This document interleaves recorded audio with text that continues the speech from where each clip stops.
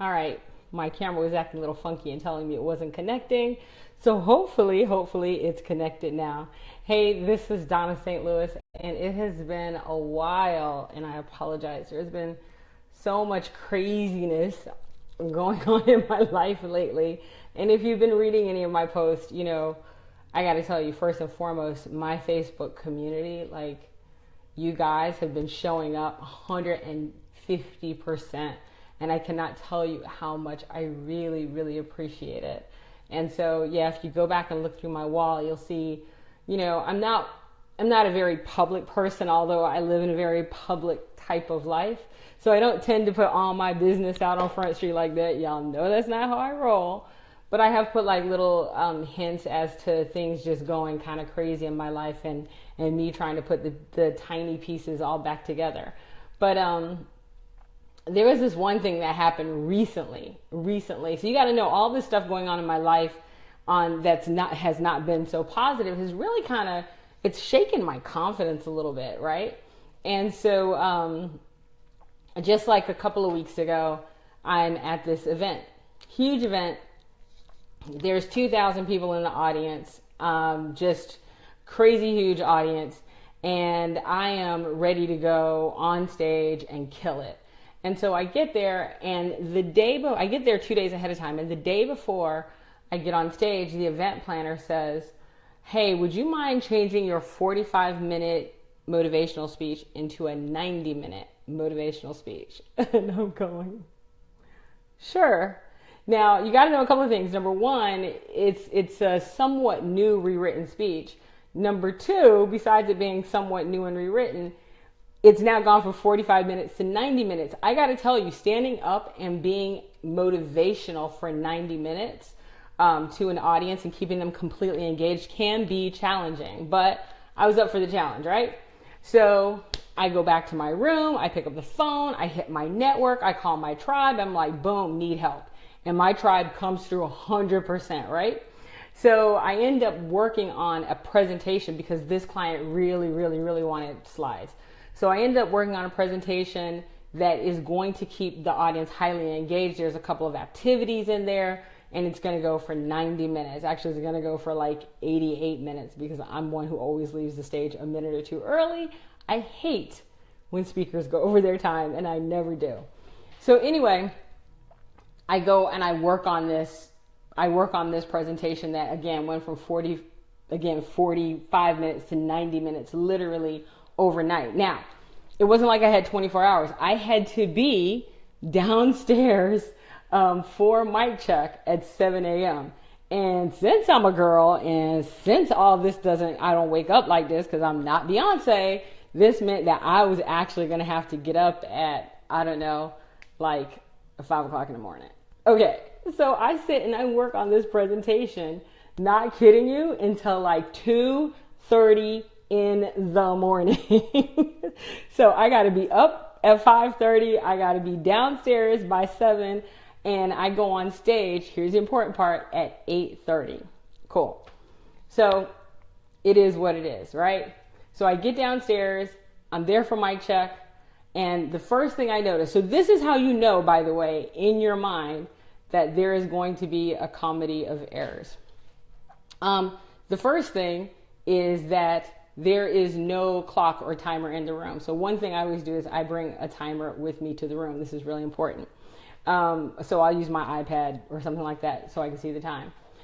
But the one thing that I noticed, so let me back up. So the one thing I noticed the day ahead of time was that as I was talking to this woman who now moved me from 45 minutes to 90 minutes, I thought maybe something had happened to the time slot of the person that went after me. That had to be what happened. So I go down there and I look at the book. Now I've already talked to her about her audience. I asked her why they chose me. And her number one thing was, we want someone new, someone edgy, someone in your face. I know you guys know this doesn't describe me. We want someone that can be a little humorous, someone who has a little to them. And I'm like, okay, I could do that. So I then start asking about the audience and why she felt her audience want that. And she tells me all this stuff. So cool. So I feel like I have a good connection with her audience. I even interview a couple of people from her audience. So we've now gone from a 45-minute to a 90-minute in front of an audience that I feel very connected to. I've had conversations with them. Then I get the book. So I look at this book, and this is the day ahead of time. I look at this book and I open to the speaker section. Here's the first thing that I find out. I am the first speaker, female speaker, they have ever had on their stage before. First female speaker. Here's the second thing. I am the first minority speaker they have ever had on their stage before. So 2,000 people, I am the first female, first minority, and I am their opening general session keynote speaker who's supposed to set the tone for the entire 3-day conference. Okay, this is what I do for a living, so this is not that big of a deal for me. But then I start to turn the pages, and there becomes a trend. Now, mind you, I told you that some things in my personal life kind of have rocked me a little bit. So I start looking at this trend, and here's the trend. The first thing I notice is that they have 4 keynote speakers, which is fine. But out of the 25 total speakers they have, because they have 21 breakout speakers, there's only 1 other woman. That's it. Of those, what's up, John? Of those total now 29 speakers, they only have 2 minorities. Things get better. Almost everyone is wearing a blue or black blazer with a crisp white shirt, a blue or red tie, and their hair is perfectly parted to the side. I am in front of probably one of the most conservative financial audiences that I can ever imagine. And suddenly it hits me in my stomach that I don't fit, that I don't belong here. And that is the words going through my head. That's what I can hear. And I'm going to explain to you why I didn't feel like I belonged there. No, not because of the red hair, although that's part of it, not because of the gap tooth smile, not because of my edginess, because all of that was already a part of the package that I was concerned about. I decided that I was going to wear a leather bolero with a black fitted dress, and I was going to wear these shoes. Now, if these shoes were a little over the top, then I decided that I would wear these shoes. I don't know if you get what I'm saying, but I was in front of a mainly white male conservative audience, and I was not dressed like, and it was a white male conservative financial audience, and I was not dressed for that audience. So now that I'm freaking out a little bit, I run downstairs, I go over to Saks Fifth Avenue, and I am in the process of finding a suit. I have to be on stage first thing tomorrow morning. So now I'm looking for a suit. And I know this sounds so silly, like, Dawnna, you're talking about clothes. No, actually, I'm talking about more than clothes. I'm talking about being accepted by 2,000 people in the audience. I need them not to walk out on me. So I am having a bit of a crisis. Now, I know, again, we're talking about clothes, but I would tell you it's the same as you showing up in a bathing suit to a tea party because you thought they were going to be jumping in the pool while everybody has on big hats, and you're going to feel uncomfortable. So I'm downstairs, and one of my friends calls me, and he says, we started talking about the speech that I was already freaked out because they changed them from 45 minutes to 90 minutes and it's new content, that I am looking for a suit. And he just laughed. He goes, I'm sorry, you're looking for a what? I said, I'm looking for a suit. He goes, why in the hell would you be looking for a suit? He goes, Dawnna, you haven't worn a suit since you were, what, like chief operations officer of BizIntel. Like, do you even know how to wear a suit? And I'm like, I have one on right now. And by the way, I was in the dressing room putting on a suit, and I'm not kidding you, I was kind of standing like this. Like, you know, you would think I'd never worn a suit before. But yeah, I've worn tons of suits. I just haven't worn them in many, many years. So we're talking on the phone, and while we're on the phone, he says, stop. This is what I really want you to hear. It wasn't about the clothes. It wasn't. Because they didn't hire the clothes. And this is what my friend said to me. He said, I want you to take the suit, take it off right now. And I said, dude, I'm not doing a video for you. He goes, no, later. He said, I want you to take off the suit. I want you to put back on your clothes. He goes, we talked, I know what outfit you said you were bringing because you wore it at my conference and it was awesome. He goes, wear your outfit. He goes, and I want you to hear me really close. I want you to imagine for a moment that they hired Steven Tyler as their keynote speaker. And Steven Tyler walks up and he has on a gray suit, just like what you're buying. And he has on brown loafers, a brown belt. His hair is parted and pulled back to the side. He has on no eyeliner and there are no scarves anywhere. If you don't know who Steven Tyler is, then you really got to go and like Google him. But most people do. He goes, I want you to imagine that he shows up like that. And then on top of it, instead of being Steven Tyler, he stands behind the lectern and he holds onto it and he begins to read from the script so that he can fit in and be like everyone else. What would you think if you were in the front row? And I would think Steven Tyler obviously got lobotomized. And who is this? Oh my God, fraud. Who is this fraud? In that moment, I realized the lesson was crystal clear. I would have shown up as someone other than who I am. I would have shown up as inauthentic. And I know you guys see me all the time and you're like, Dawnna, just boom, whatever. There are times where even my confidence gets a little rocked. And so my friend said, so now I got a dare for you. Okay. I am that kid who, by the way, if you said, I dare you, I'd be like, okay, right? So he goes, now I have a dare for you. I want you to go and I want you to buy the craziest looking shades that you can possibly buy. And I want you to walk downstairs into the conference hall where 2,000 people are sitting at 8 o'clock in the morning with those shades on, like you are the grand diva that you are. You are a rock star speaker, and that's who you need to show up as, and never forget that. They're not hiring you to show up as an audience member.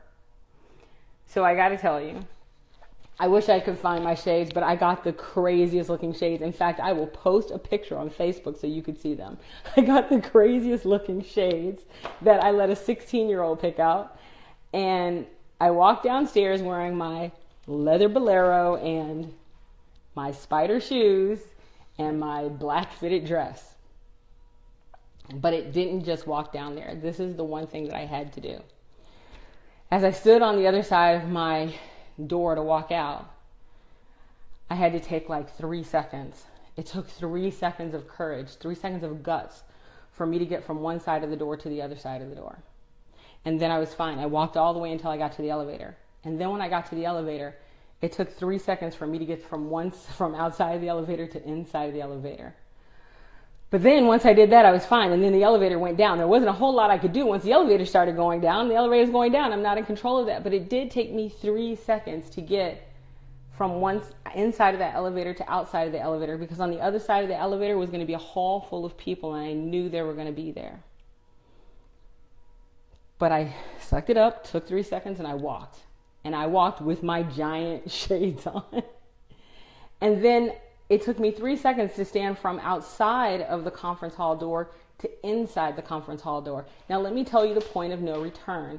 Once they mic you up, you're mic'd up.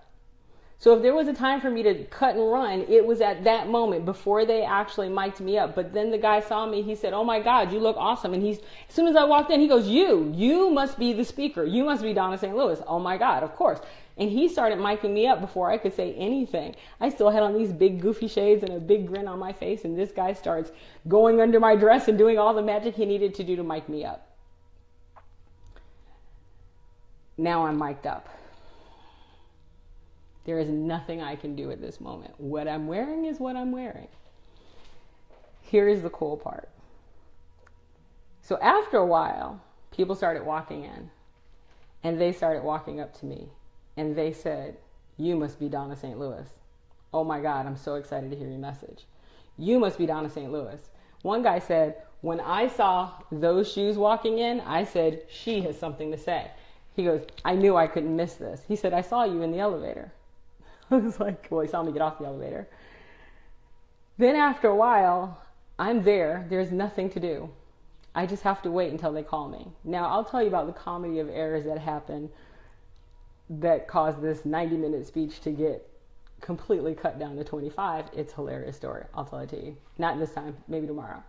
But anyway, I get on stage, and let me tell you, it was 3 seconds from walking to my seat to standing on that stage and just starting. Once I started, I realized that the words of my speech fit my exact brand. Having the courage to be who you are, having the courage to speak up and let your idea be heard, having 3 seconds of courage just to say whatever it is that you have to say and not hold it back. Not let that guy over there take your idea and share it because he had 3 seconds before you did, but just going for it, being the one, being recognized when you walk in the room, not just blending in, but standing out. It was so crazy that my speech was literally about winning the future, or WTF, by standing out. And I was not in that moment willing to eat my own dog food until someone else pointed it out to me. I'm so glad that I have a tribe that will. I'm so glad that I do. Here's the best part. I get off the stage. The CEO heads to the microphone and he says, let me tell you the one thing that I absolutely positively love about Dawnna St. Louis and the reason that we hired her.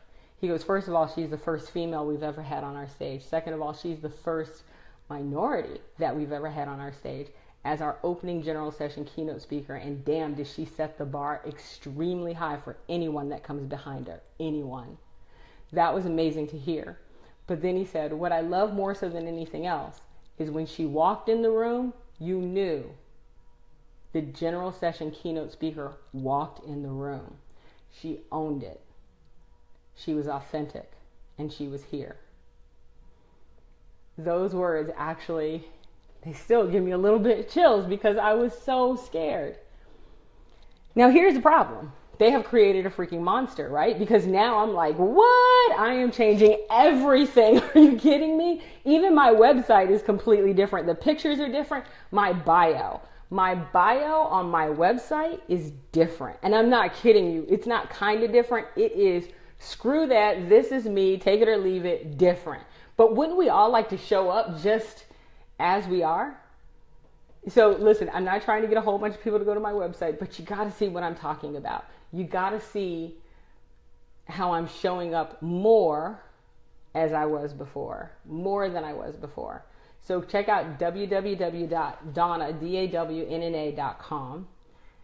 And I will tell you, taking the risk and just those little 3 seconds made all the difference in the world, especially because so many things have been going crazy in my life.